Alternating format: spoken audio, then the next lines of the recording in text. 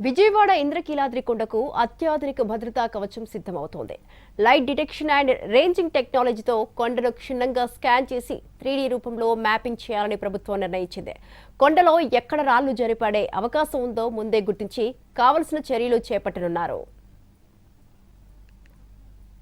విజయవాడ కనకదుర్గమ్మ దర్శనానికి వచ్చే వేలాది మంది భక్తుల భద్రతే లక్ష్యంగా దేవస్థానం, ప్రభుత్వం కీలక నిర్ణయం తీసుకున్నాయి.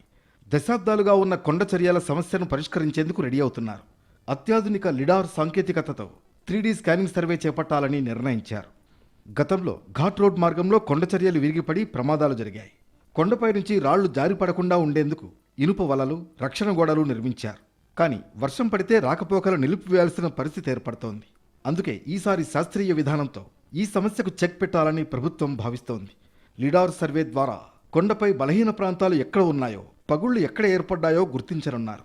2028 కృష్ణా పుష్కరాల నాటికి సంపూర్ణ రక్షణ వ్యవస్థ ఏర్పాటు చేయాలనే లక్ష్యంతో హైటెక్ మ్యాపింగ్ ప్రక్రియ చేపడుతున్నారు. సర్వే నివేదిక ఆధారంగా భవిష్యత్ అభివృద్ధి పనులు, మెట్ల మార్గం, ఘాట్ రోడ్డు బలోపేతం వంటి చర్యలు చేపట్టనున్నారు. భక్తుల భద్రతే ప్రధాన ప్రాధాన్యమని అధికారులు స్పష్టం చేస్తున్నారు. లిడార్ సర్వేతో ఇంద్రకీలాద్రిపై రక్షణ వ్యవస్థ మరింత పటిష్టం కాబోతుందని చెబుతున్నారు. ఈ సర్వేను national institute of rock mechanics శాస్త్రవేత్తలు నిర్వహిస్తున్నారు. గనులు, సొరంగాల నిర్మాణంలో విశేష అనుభవం కలిగిన నిపుణులను ప్రత్యేకంగా రంగంలోకి దింపారు. గ్రౌండ్ కంట్రోల్ పాయింట్స్ ద్వారా లోతైన సర్వే చేసి హై రిజల్యూషన్ నమూనాలను సిద్ధం చేయనున్నారు. లిడార్ సర్వే నివేదిక ఆధారంగా భవిష్యత్తు అభివృద్ధి ప్రణాళికలు రూపొందించనున్నారు.